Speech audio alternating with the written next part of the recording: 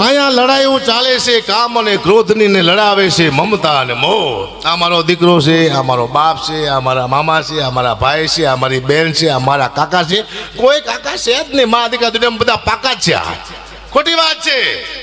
હું સીધું નથી બોલતો, તમને પ્રૂફ આપું.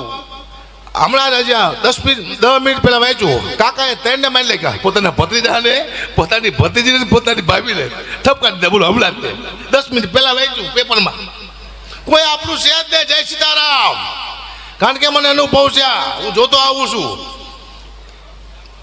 સમય આવે ને તમારો ખરાબ, ઈટાણે ઉભો રહે તમારો ભાઈ, ઈટાણે ઉભો રહે તમારો બાપ, એ સમય ઉભો રહે તમારો કાકો, એ સમય ઉભો રહે તમારો મિત્ર.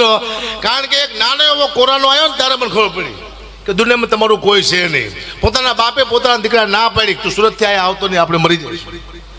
પોતાની બેને પોતાના ભાઈને ના પાડી કે તું અમદાવાદથી અહીંયા ન આવતો મારા ઘરે. નાનો એવો મોત આવ્યું, સંબંધ તૂટી ગયા. માં મરી જાય, દીકરી કાઢી ન જાય.